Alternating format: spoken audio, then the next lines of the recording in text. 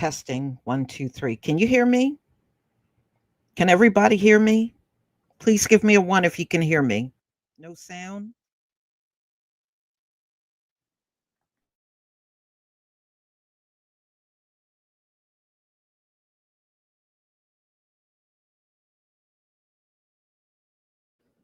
Okay, you can hear me. All right. Well, we're going to just skip this. Okay.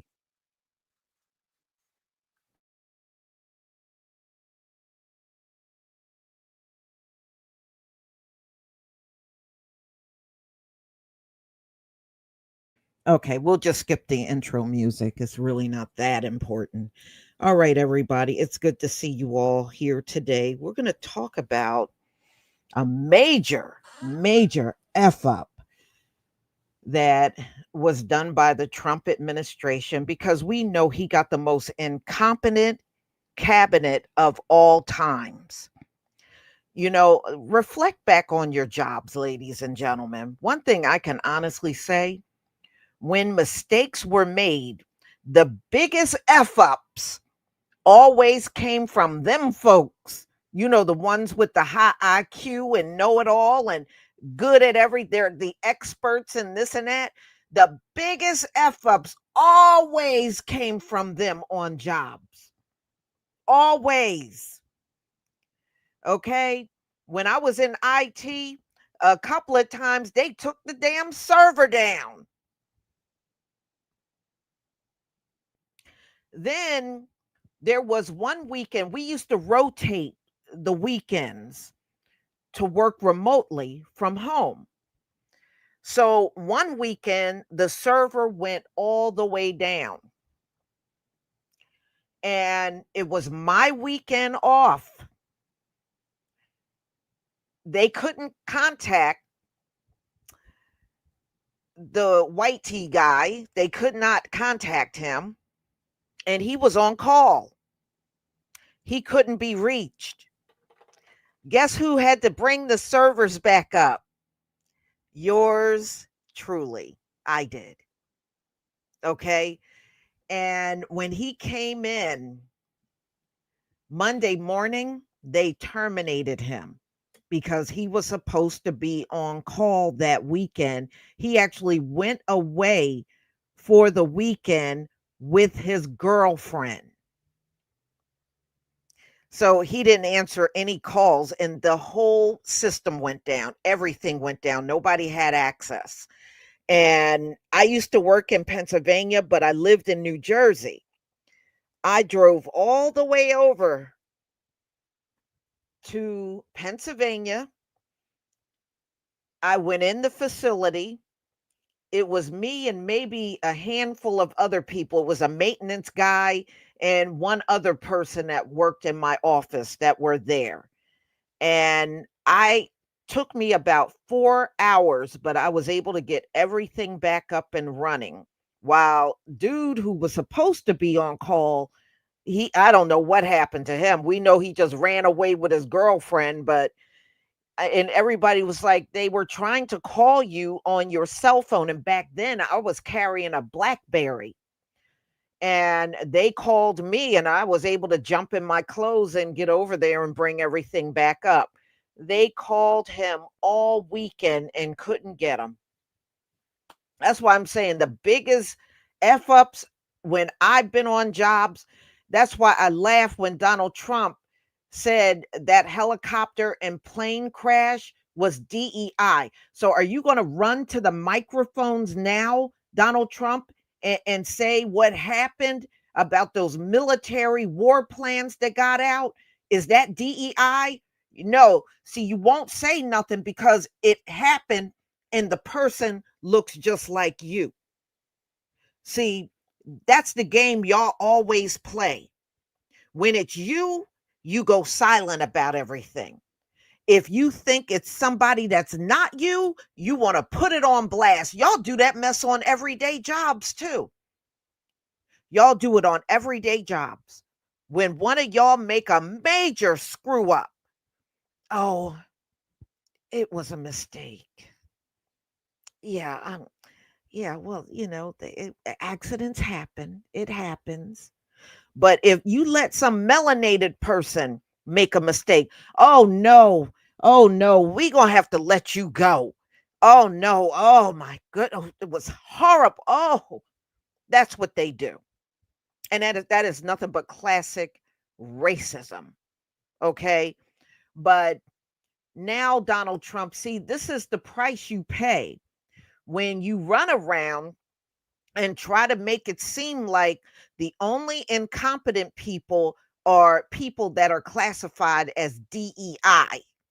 But see, you don't really think, because white women were the number one beneficiaries of DEI, followed by white men, Latinos, Asians, and we were at the bottom of the list. Everybody was ahead of us.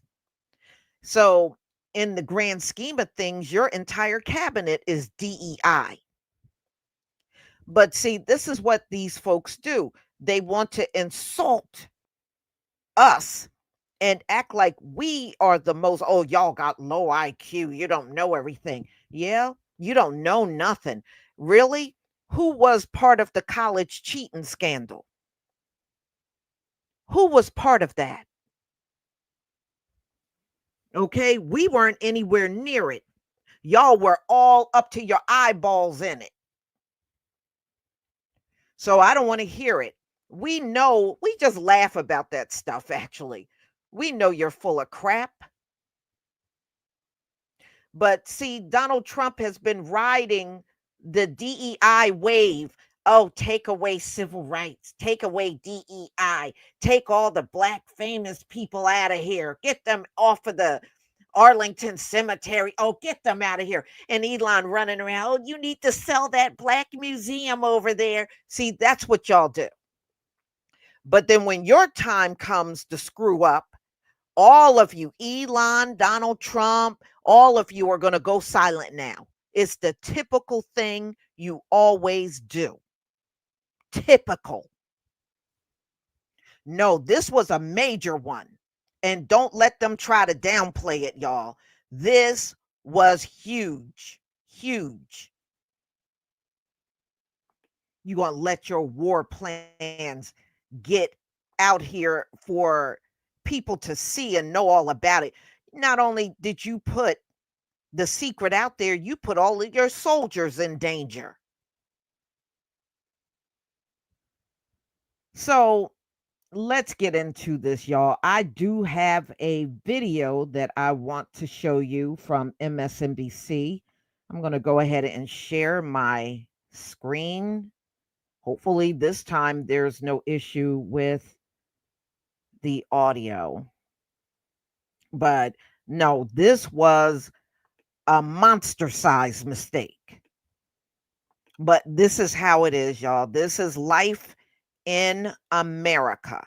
This is life in America. Please give me a 1. If you can see my screen, please give me a 1.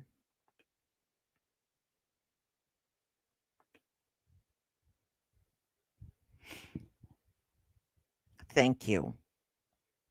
Thank you. Thank you. Yeah. No, no, no, no, no. Make a lot of noise about this one, because of how they always try to imply we are the incompetent ones. That's why, no. So when they do these big screw ups, make sure you put it on blast every single time. Every time.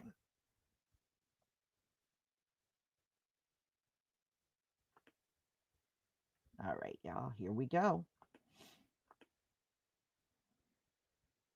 In the Atlantic. Joining our conversation, MSNBC columnist and author of the newsletter To the Contrary, Charlie Sykes, is here. General Brian McCaffrey and Claire McCaskill are here as well. All right. I saved this piece of the reporting because I think there is so much to dig into here, Charlie, which is that Jeffrey gave us insights into J.D. Vance's view of Donald Trump. He writes, the account labeled J.D. Vance responded, making a noteworthy statement considering that the vice president has not deviated publicly from Trump's position on virtually any issue. I am not sure the president is aware how inconsistent this is with his message on Europe right now. There's a further risk that we see a moderate to severe spike in oil prices. I am willing to support the consensus of the team and keep these concerns to myself. But there is a strong argument for delaying this a month, doing the messaging work on why this matters, seeing where the economy is, et cetera. Charlie, your takeaway from that piece of the exchange? Well, I mean, we're seeing, the naked decision making, how the sausage is being made here, and the fact that there is some daylight between J.D. Vance and Donald Trump on all of this. But, this whole breach is so breathtaking. And I guess I want to make three quick points. I mean, number one, given the recklessness and the carelessness with this information, I think we can assume that it's not just Jeffrey Goldberg and the Atlantic that are listening into these conversations. It is also the nation's enemies. I mean, at this point, given the lack of security, is there any reason to believe that the Kremlin and President Xi are not also listening in on all of this? And secondly, given the extent of the data breaches throughout the federal government, by this group, the question of competence, how confident can we be that information from the IRS and Social Security and others, Homeland Security, will not also be compromised? And finally, I wonder whether or not Donald Trump, in his retribution campaign, is going to target Jeffrey Goldberg, because there has to be scapegoats here. He's shown no hesitancy going after journalists and others. And I think it's going to be an interesting question how they respond to this, because this is a mess. This is a huge embarrassment. It is a huge vulnerability, and it casts tremendous judgment. I mean, raises tremendous questions about the judgment and the competence of the people at the very highest levels of this administration. Help me understand, General McCaffrey, to whom does it fall to express to folks inside the Trump administration what a colossal mistake this was, right? I mean, does it fall to Trump himself? Does it fall to the head of DNI? Who is it that expresses to Hegseth, to Vice President Vance, that none of this was acceptable and that they have put our men and women in uniform at risk? Well, look, there is no one of these principals in government who doesn't have some major outside their door who is fully aware of the directive to protect classified information, operational security. They would have known, and by the way, this is clearly not a one-off incident. They've been using Signal as a conduit for sensitive classified conversations, probably since they came into government.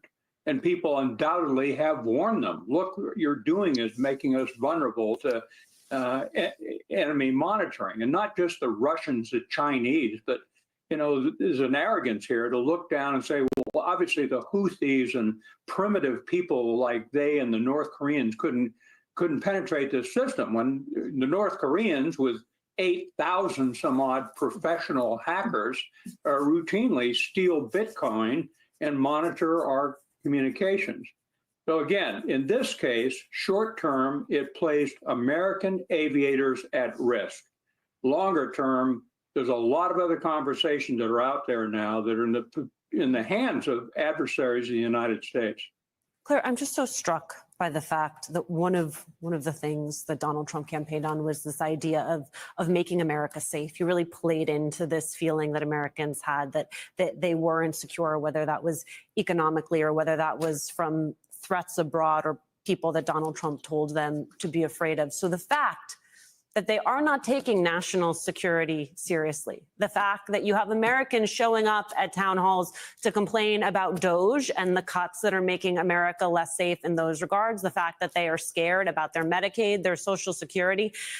I imagine you're going to have folks who are now showing up to town halls to say, could you at a minimum take the national security of the United States seriously? Could you follow proper protocol? We didn't think we needed to ask you to just accomplish the baseline metric, and yet here we are. Yeah, and what's really striking is that we have the vice president, we have the secretary of state, we have the head of the CIA, we have Tulsi Gabbard, who is, supposed to be the one who is the ultimate protector of information that should not fall into enemy hands.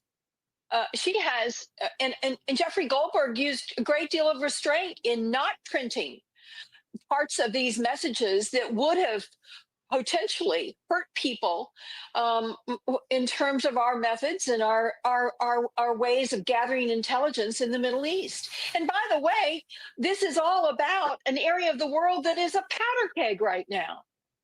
Yeah, they said some really bad things about Europe, and J.D. Vance took a little swipe at Trump, but that maybe he didn't understand what he was doing. But the most important thing here is somebody needs to lose their job over this, Alicia. Somebody in one of these big jobs needs to have a moment here, and the president needs to call for their resignation and say, we need somebody else in this job that's going to take the national security of this country more seriously than a one-off WhatsApp or Signal conversation that have unknown people on it who just happen to be a journalist. Well, far from that, Charlie Sykes, the latest reporting I had seen when this news was brought by reporters to the president was that he hadn't seen the reporting, and then he, goes on to mock the Atlantic. Do you think what Claire is suggesting, having the president ask for the resignation of one of the people on this chat, is something that might happen? Well, who knows what's going to happen, because this entire story is completely inconceivable and unprecedented. But of course, some heads should roll. Will they? I don't know. But I mean, this is again what happens when you stuff the administration full of loyalists and toadies, as opposed to people who are experienced and competent. I mean, this is a full a problem that would run throughout the administration. Will Donald Trump take decisive action? Only if he thinks that it's in his personal interest, because this has become so embarrassing. And I do think that it's important to note that this does run so counter to his pledge to make America more secure. This goes really to the heart of national security, and it's an easily understandable problem. That's one of the reasons why I wonder who he's going to look for as a scapegoat. He's going to look, obviously, at members of his administration, but there's no love lost between Donald Trump and the Atlantic. So given, again, the pattern of retribution, given the revenge tour that he's on right now, what is he going to do? Is he going to make this about the media as opposed to the incompetence and the recklessness and the carelessness of his own team? I don't know. I want you to take a listen, a little bit more of what Judge Millett had to say about the power of the presidency. The problem here is that they are challenging implementation of the proclamation in a way that never gave anyone a chance to say, I'm not covered. And if your argument is we didn't have to do that, it's an intrusion on the president's war powers, the courts are paralyzed to do anything, then that's a misreading of precedent.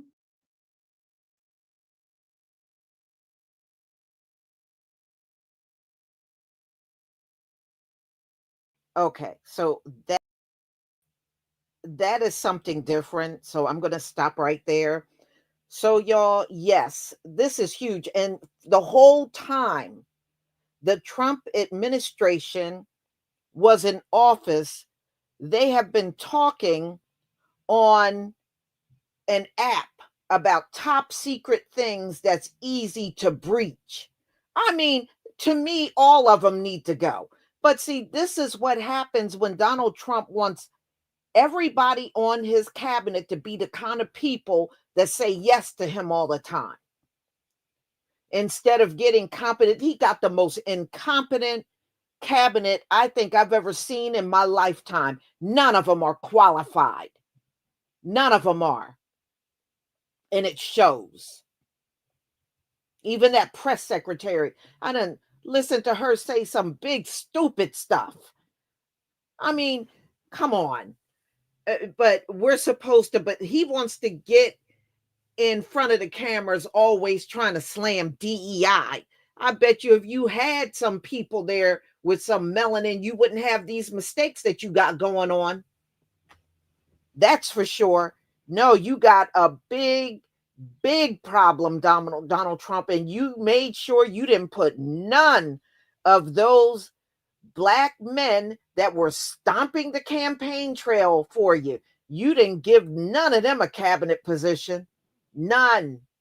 But the kind of people you put in there, you just wanted people you like, people that ain't going to say no, people that you get along with, not necessarily the smartest people, but you can stomach them. And you see what a big mistake that is, right? So I guess the moral of the story, never trust a 34 convicted felon to pick a cabinet that's decent.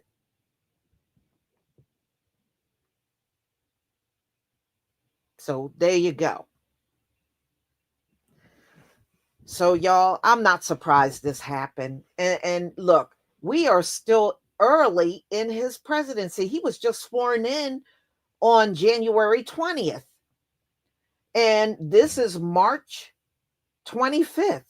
So his presidency is still brand new. And look at everything that has happened all the way up until now. And y'all, now I know why there's a few things I was able to find out on my own, just looking at material. Now I know why Elon put out that, oh, the white farmers in South Africa are being attacked, right? And they're saying that ain't even going on over there. You know why Elon is going around telling Donald Trump that, and Donald Trump, as usual, believes the whole thing? South Africa would not allow Elon Musk to start his Starlink company in South Africa. He wanted to open up a Starlink company over there in South Africa, and the government turned him down. So he's only telling Donald Trump that as revenge. He didn't like being turned down for Starlink. They didn't want his business in their land. And so he retaliated on them by telling Donald Trump, oh, yeah, they're doing this and that to the white farmers. And then Donald Trump sitting there defunding everything that's supposed to go to South Africa. So now you know why. Number two, I know why Donald Trump was selling a Tesla out in front of the White House. Elon don't really have a lot of cash. Let me just put it that way. He doesn't have a lot of cash. He got everything tied up in Tesla stocks. Even when he bought X, he did not buy X with cash. He bought X with Tesla stocks. Right? And that's how he's paying Donald Trump that $250 million. That's in Tesla stocks. So now that there is a global boycott against Tesla, everything is tied to it. You got to look at this in a much broader way. So not only is his stocks falling, if his stocks fall completely, he's going to have to pay for X in cash that he don't have. So he would not only lose Tesla, he would lose X and any other business that he started with Tesla stocks. Now, Donald Trump would not get that $250 million from Elon Musk, y'all. So that's why Donald Trump was out in front of the White House selling Tesla and talking about poor Elon and get out there and buy a Tesla. Now you know why. Because if those stocks fall, even Donald Trump will get nothing. So there's a lot to lose for Elon, not just Tesla, but many of his other businesses that he got starting with using Tesla's shares to even get the company up and running in the first place. So, y'all, as long as this boycott go on, he's screwed. Yeah, that's why he's crying, because he got so much weighed in on Tesla stocks. It's not even funny. So if this thing goes on in the long term, which it looks like it is, because people are just not feeling Elon, it's really over for him. It's really over for Tesla. It's over for X. He ain't going to be able to give Donald Trump nothing. He is screwed. For real. Okay? So that's why Donald Trump started targeting South Africa. They would not allow him to start that company in South Africa, and he was butt sore about it. So he convinced Donald Trump that these farmers were having a horrible time over there, and you should let them come to the United States to live. It was just retaliation. Just like all of these government agencies that he's shutting down, it's because they were investigating him. You really got to see through the smokescreen in order to know what Elon is doing. He's not doing nothing for no government. He's doing for himself. So, y'all, I'm done with my rant. So let me just dark skinned brother, thank you so much for the super chat. Trump racism will be his downfall, just like so many others. You're right. Absolutely. And thank you for another super chat. As for Elon Musk, the Most High about to break his racist behind, and we all get to see it. Yes, we do. Yes, we do. You ain't never lie. Mm-hmm. Mm-hmm. You just got to go back and study Elon. And Lisa Hickman, thank you so much for the super chat. I did see that come in. Thank you. Um, you just got to really study Elon. Elon literally poured everything he had into Tesla. Everything.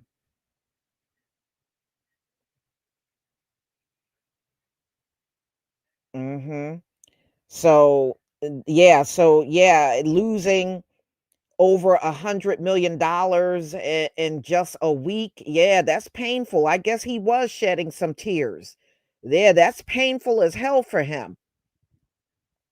But make no mistake, he is still the richest man in the world, at least for now.